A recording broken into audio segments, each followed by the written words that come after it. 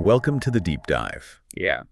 We love to explore fascinating topics, and today we're diving into something truly special, Oh, yeah. the world of animal communication, specifically what happens after they cross over to the other side. It's a question that has intrigued humans for centuries. Like, where do our beloved animals go after they leave this physical world? Exactly. And to help us unravel this mystery, we're going to be exploring a conversation between Danica Patrick and Karen Anderson, a pet psychic Oh, wow. from the Pretty Intense podcast. And what makes this even more interesting is that Karen is a former police officer. Okay. Talk about a unique perspective. It definitely adds an intriguing layer to her insights. For sure. So what sparked your interest in this particular topic? What questions do you have about animal communication in the afterlife? I think it's something I've always been curious about, this instant, deep connection so many of us feel with animals, even ones we've never met before. Danica actually mentions in the podcast that she finds herself crying over animals she sees on Instagram who need homes. It's like this wave of empathy just washes over you. Right. I'm curious to understand why this connection is so strong and what it means for how we relate to animals, both during their lives and after they're gone. That's a really powerful question, and it's one that resonates with many animal lovers. Mm-hmm. Karen, the pet psychic, touches on the idea of past lives. Yeah. She suggests that people who have this incredibly strong connection with animals might have actually experienced life as an animal in a previous incarnation. Past lives. Oh. Wow, that's a pretty mind-blowing concept. It makes you wonder what kind of animal I might have been in a past life. Right. Maybe a cat. Who knows? We should get one of those tests done. But there are other possible explanations for this connection, too. You know, there's this idea of shared energetic lineages. Okay. Basically, this notion that we might be energetically connected to certain species across multiple lifetimes. And then there's the concept of animals being closer to what's often called source, which is like the purest form of love and energy in the universe. Right. Maybe animals reflect that back to us in a way that triggers such a deep emotional response. Okay, now we're getting into some fascinating territory. Yeah. It reminds me of something Danica shared about a spiritual experience she had in Tulum, Mexico. Okay. She encountered this stray dog named Lucy and felt this incredible sense of connection. Wow. Like she was being transported, overwhelmed with love. She even used the term twin flame, which is usually associated with romantic relationships. Yeah, but it's interesting. just read. That's a really powerful story, and it ties in beautifully with Karen's experiences as a pet psychic. She's described how animal spirits often convey this sense of pure, unconditional love. Wow. A feeling that she hasn't encountered as strongly with human spirits. Interesting. It almost makes you wonder if animals being potentially closer to source have access to deeper levels of love and connection that resonate with us on a soul level. That's so interesting. And Karen also talks about multiple universes and parallel lifetimes. Like maybe we're experiencing life in different forms simultaneously. It's a head-spinning concept, but it does make you think about the nature of reality and the potential for interconnectedness between all living beings. Now, shifting gears a bit, Danica also brought up a topic that I think many pet owners struggle with, euthanasia. She recently had to make that difficult decision for one of her pets, and it obviously brought up a lot of emotions. It's such a heartbreaking choice to have to make, and it often leaves people feeling so guilty and full of remorse. Right. But Karen's perspective on this is really comforting. Okay. She explains that animals don't perceive euthanasia in the same way that humans do. They don't fixate on those final moments. Wow. And they don't harbor any blame or resentment towards their owners. That's incredibly reassuring to hear. So many people carry the weight of that decision wondering if they did the right thing. Absolutely. It's important to remember that we make those choices out of love to ease our pet's suffering. Right. Karen also talks about this concept of a snowball effect. Okay. Which is this idea that sometimes an animal's time is simply coming to an end. Okay. And while medical interventions might delay the inevitable, there's a point where we have to recognize and respect their natural timeline. It's like they have their own path and we're just trying to support them along the way. Exactly. And one thing that seems to differentiate animals from humans is their focus on quality of life over quantity.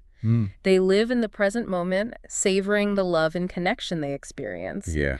And this reminds us to cherish the time we have with our pets and to ensure their final transition is peaceful and dignified. Right. It's about letting go in its time rather than prolonging their suffering, just to keep them with us a little longer. This reminds me of something else Danica mentioned. Her brother-in-law accidentally ran over their dog. It's a tragic situation, and it raises questions about whether some events are predetermined versus accidental. That's a really sensitive topic. Some believe that animals choose their time and manner of departure, while others see it as a matter of circumstance. Right. Karen hasn't personally encountered evidence of pre-planned departures in her sessions, but she emphasizes that animals don't seem to dwell on the circumstances of their deaths. Okay. Instead, they focus on the love and positive memories they shared with their humans. That's a beautiful thought. Mm-hmm. But what about those cases where animals are euthanized due to behavioral issues or because of overpopulation in shelters? Yeah. It seems like those situations lack the same level of love and care. It's heartbreaking to think about, but Karen insists that even in those situations, the animals don't seem to carry guilt or regret. Wow. They accept what has happened and move on. Hmm. It speaks to the incredible resilience of animals and their ability to focus on the positive, even in the face of adversity. And it brings to mind the amazing work that people like Karen are doing. She actually runs a nonprofit organization that provides a sanctuary for animals with special needs who haven't found homes. That's really inspiring. It must bring those animals so much peace and comfort to be in a loving environment in their final days. Exactly. And what's interesting is that even though many of these animals have had challenging lives, Karen says they don't seem to dwell on their past hardships or express resentment. Interesting. They're just focused on the present moment, soaking up the love and care they receive. Okay, so we've been talking a lot about death and dying, but what about communication from the other side? Yeah. Danica actually mentioned that she's had vivid dreams about her pets after they passed. Do you think those dreams could be a form of communication? Absolutely. According to Karen, dreams are one of the most common ways that departed pets connect with their human companions. And what's really heartwarming is that these dreams are always positive and loving, filled with a sense of peace and reassurance. So it's like they're visiting us in our sleep, letting us know they're okay. It's a beautiful way to think about it. And there's also something called imprinting, where animals send messages through sudden, powerful feelings, thoughts, or images that pop into our minds, often during ordinary activities. Wow. It could be a wave of warmth and love washing over you, a sudden memory of your pet, or even noticing something that reminds you of them. It's like they're sending us little signals, little reminders of their presence. But how do we know if it's really them? Karen's advice is to trust your intuition. If you feel like your pet is trying to reach you, they probably are. Those feelings and impressions are often more real than we give them credit for. It's about trusting that deep connection, that bond that goes beyond the physical realm. Which makes me wonder, are our pets part of a larger soul family that we'll be reunited with after death? That's a really comforting thought, and Karen has actually witnessed this firsthand during her sessions. Oh, wow. She's had animal spirits appear with their human family members, even if those individuals weren't particularly close to the animal during their lifetime. So it suggests a deeper soul-level connection that goes beyond our everyday interactions. Precisely.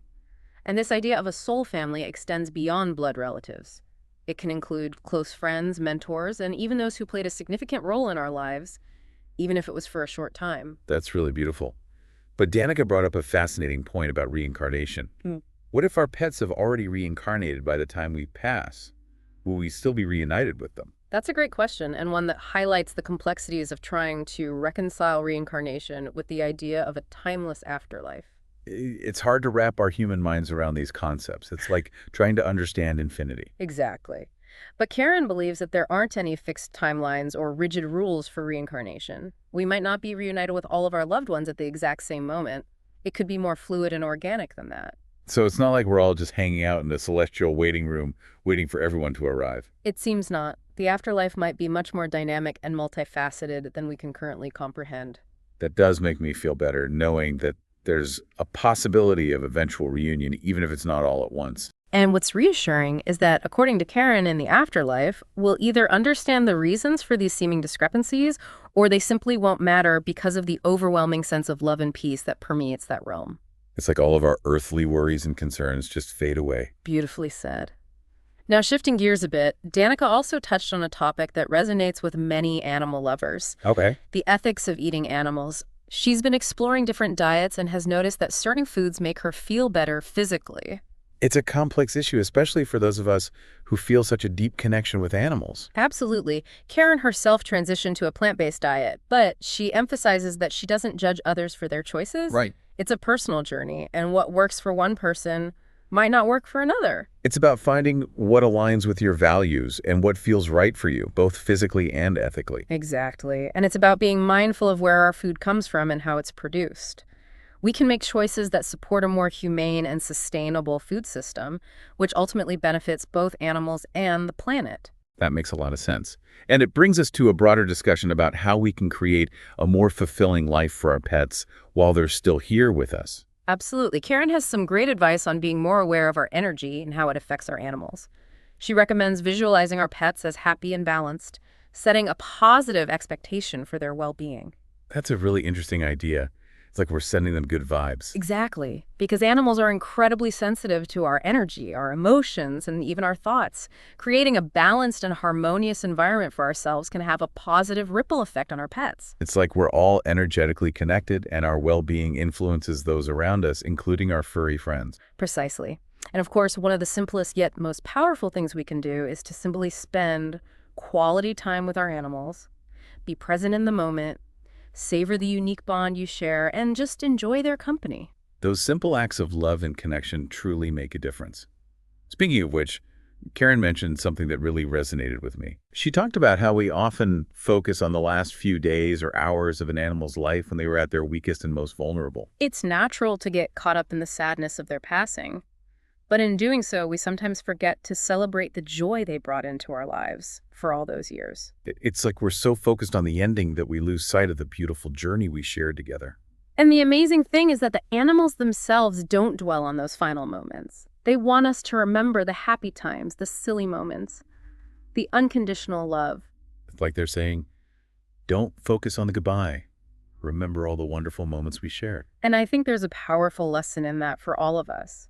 Whether we're facing the loss of a pet or any other challenging experience, shifting our focus from sadness to gratitude can be incredibly healing. It's about choosing to celebrate the love and the light, even in the midst of darkness.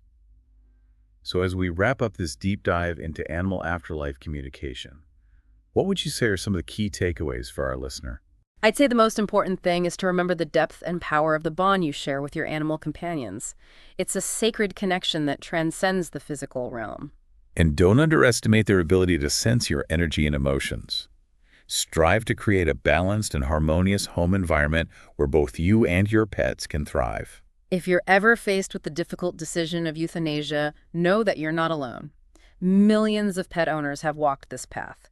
Trust that you're making the best choice out of love and compassion, and that your animal understands and forgives you. And never doubt that your animal spirit continues to exist after they pass. They may reach out to you through dreams, feelings, or synchronicities. Trust your intuition and cherish those connections. And most importantly, celebrate the joy and love your animal brought into your life. Remember the happy memories, the silly moments, the unconditional love. By focusing on those positive aspects, you'll not only honor their memory, but also strengthen your connection with their spirit. That's beautifully said. And for you listening to this deep dive, here's a final thought-provoking question to ponder. Could shifting our focus from the sadness of losing our pets to celebrating the joy they brought into our lives create a more positive, energetic connection with them in the afterlife? It's an intriguing question and one worth exploring. It certainly aligns with the idea that our thoughts and emotions have a real impact on the energetic realm. It definitely gives us something to think about. Well, we've covered a lot of ground today, from past lives to the ethics of eating animals to communicating with our pets in the afterlife. It's been a truly enlightening conversation. Thank you so much for your insights. It's been my pleasure. Thank you for having me. And a huge thank you to you for sharing this incredible source material with us. We hope this deep dive has given you some new perspectives and perhaps even a little comfort. Keep exploring that profound connection you share with your animal companions, and remember to celebrate the love and joy they bring into your life. Until next time, keep diving deep.